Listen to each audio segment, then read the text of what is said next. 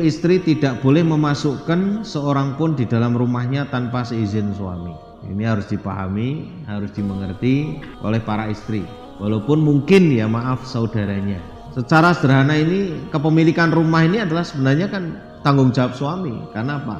Karena nafkah tempat tinggal ini kan kewajiban suami. Maka hak penuh ini, nggak sembarangan seorang istri memasukkan laki-laki lain kepada rumahnya suami, siapapun orangnya. Apalagi sampai tidak diizinkan kemudian dipaksa dia memasukkan, ini nggak boleh.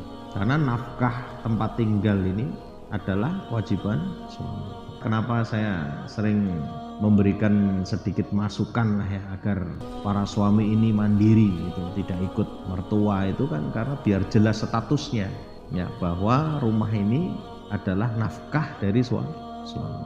Ya mungkin boleh sebenarnya sih ikut mertua itu boleh, atau ikut orang tua, tapi jangan sementahun gitu, sementara saja. Kalau sementahun kan terlalu lama. Tapi kadang maaf dari pihak orang tua merasa apa? Wong kene ono omah sing isik lego nganggur kok malah pindah. Itu dari pihak orang tua biasanya begitu. Makanya kita butuhkan pengertian orang tua untuk memberi kesempatan kepada anaknya agar mandiri. Ya, tapi tidak semua orang itu bisa begitu. Hampir rata-rata orang tua pengennya anaknya itu melu itu, karena juga ada yang ngopeni. Maksud saya kalaulah pindah itu tidak jauh-jauh sehingga masih bisa nengok ya, masih bisa melihat perkembangan orang tua. Untuk apa? Untuk agar status rumah ini jelas bahwa ini nafkahnya dari suami. Itu loh. Entah itu ngontrak yang bayar ya suami. Misalnya pinjem yang nembung ya suami. Karena memang ini tanggung jawab suami. Logikanya adalah karena ini adalah bagian daripada tanggung jawabnya suami, apalagi sampai itu kepemilikannya sampai adalah kepemilikan suami, maka tidak boleh seseorang itu masuk ke dalam rumahnya tanpa izin pemiliknya. Kan begitu ya, harus izin pemilik. Kalau nggak izin kan nggak boleh. Ini ada dalam satu riwayat disebutkan ya, la yahillu lil mar'ati antasuma wa zawjuha syahidun illa biidnih wala ta'dana fi baitihi illa bidni wa ma anfaqat min nafaqatin an ghairi amrihi fa innahu yu'adda ilaihi syatruhu, sahih Bukhari. Jadi tidak halal, artinya apa? Haram bagi seorang wanita untuk berpuasa sementara suaminya ada di rumah kecuali dengan izinnya.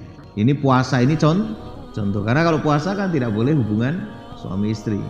Jadi kalau misalnya puasa sunnah Senin atau Kamis atau Yaumul Bid itu izin, boleh apa enggak? Karena posisi suami ada di rumah. Artinya kalau posisi suami di rumah itu barangkali ketika di rumah itu menginginkan istrinya dalam keadaan memang siap pakai, tidak ada penghalang seperti puasa, enggak ada. Kalaulah seandainya sudah diizinkan pun ketika seorang suami ini berkehendak untuk membatalkan, batalkan. Sekali lagi ini kalau puasa sunnah ya, batalkan. Kalau orang wong tinggal berapa jam kok disuruh membatalkan gitu. Dia ketaatan kepada suami itu sampai ke situ. Insya Allah puasanya akan dinilai oleh Allah full. Karena dia sudah niat, sudah berjalan. Tengah perjalanan suami nyuruh membatalkan dalam rangka taat kepada suaminya. Insya Allah pahalanya penuh. Dia dapat pahala penuh puasa sunnahnya.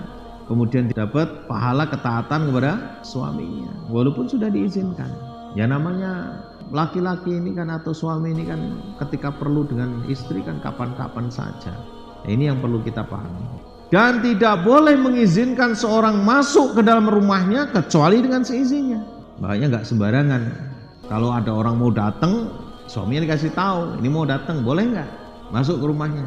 Lah kita nggak bisa bayangkan kalau para istri itu malah meninggalkan suaminya sendirian di rumah. Masya Allah, yang puasa sunnah saja harus izin. Ini malah istrinya meninggalkan suaminya sendiri di rumah, bahkan berhari-hari. Saya yakin rumah tangganya nggak mungkin sakinah mawaddah warahmah.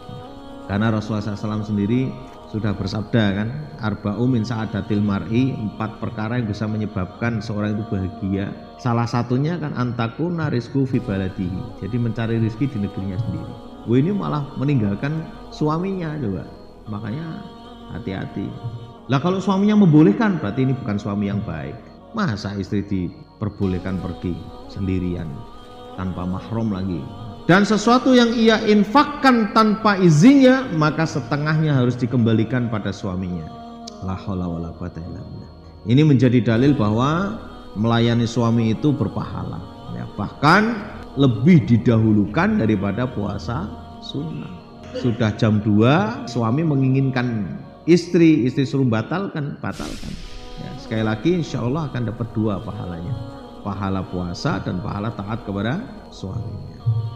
Hadis ini juga menjadi dalil bahwa seorang istri tidak boleh memasukkan tamu ke dalam rumahnya tanpa izin suaminya, walaupun mungkin itu tamunya adalah saudara sendiri atau bahkan teman akrab atau dekatnya.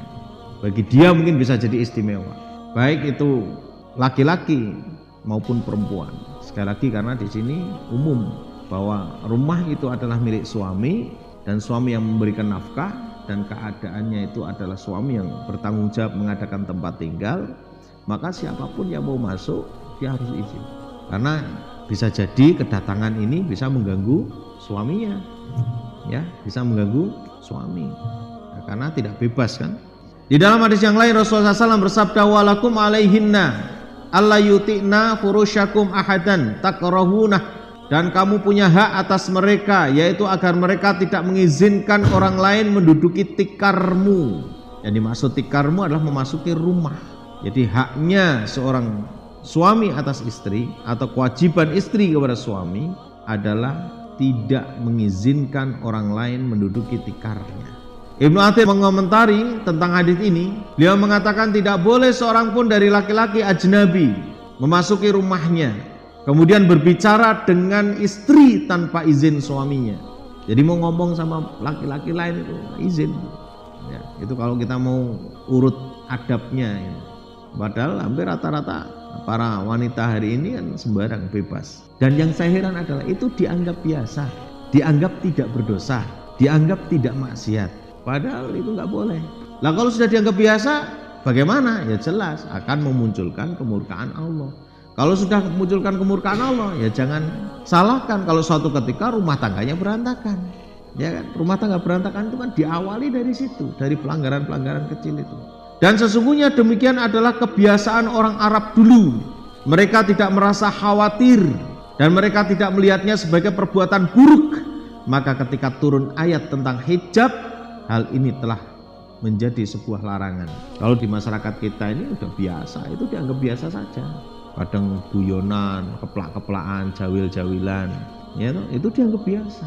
Kadang bicaranya juga terlalu vulgar, padahal itu larangan. Dulu ada kebiasaan orang Arab ketika seorang istri berbicara dengan laki-laki lain dan bahkan memasukkannya ke dalam rumahnya merupakan perkara yang biasa. Ketika ayat tentang hijab telah turun, maka kebiasaan tersebut menjadi terlarang. Oleh karena itu, di antara hak suami adalah seorang istri tidak boleh memasukkan laki-laki ke dalam rumahnya tanpa izin suaminya. Bahkan para ulama mengatakan bahwa hal tersebut mencakup seluruh laki-laki, ya kecuali kedua orang tua. Makanya bisa jadi seluruh laki-laki itu adalah saudaranya, baik kakaknya maupun adiknya, baik pamannya maupun Pak Le atau Pak Dinya begitu. Nah ini kecuali kedua orang tua. Maka ketika kakak laki-laki, adik laki-laki, paman ya dari istri mau masuk ke rumahnya, itu tetap harus izin suami. Ini memang dianggap berat ya, karena tidak terbiasa. Jadi syariat itu, syariat Islam atau aturan-aturan Islam itu kalau tidak terbiasa dijalankan ya memang berat. Dan yang kita bikin sedih kan itu dianggap biasa. Gak apa-apa, rak dosa, seakan-akan gitu. Padahal itu larangan. Tidak heran kalau banyak terjadi perselingkuhan, kemudian terjadi pelanggaran-pelanggaran pengkhianatan terhadap rumah tangga itu ya dalam keluarganya itu ya karena di situ Islam mengatur itu kan untuk mencegah semua itu, tapi diabaikan. Munculnya kan dari kebiasaan dia itu bergurau secara bebas antara laki-laki dan perempuan. Ya kalau di kita memang masyarakat kita tuh dianggap biasa gitu. Tapi ya ingat bahwa ini semua ya apapun yang terjadi gitu, yang kita anggap biasa itu tetap akan menuai bencana. Baik bencana di dunia maupun di akhirat. Ya orang mau nggak ngerasa nggak apa-apa, kamu anggap biasa nggak ada masalah. Wong ujung-ujungnya juga kamu sendiri akan merasakan bencananya. Naudzubillah min dzalik. Atau tidak boleh kalau tidak izin, ya ini merupakan bentuk penghormatan terhadap pemilik rumah ini. Bentuk penghormatan seorang istri kepada suami. Sehingga kalau suami tidak mengizinkan, misalnya pamannya istri ini ya, untuk masuk ke dalam rumahnya, maka di situ adalah bentuk penghormatan seorang istri kepada suaminya. Lah kalau di luar gimana Pak? Ya, di luar rumah itu. Jadi istrinya di dalam, ini di balik tembok tabir itu, ngobrol di situ. Gitu. Ya nggak ada masalah karena dia di luar rumah, tanpa memasukkan pamannya ke dalam rumahnya, karena ini adalah rumah suami. Walaupun maaf ya ngontrak, tapi memang tidak heran lah hari ini itu bebas namanya istri itu mendatangkan kakaknya, kadang adiknya, kadang keponakannya gitu kan, kadang pamannya atau kerabat-kerabat yang lain, bahkan nyuruh tinggal di rumahnya.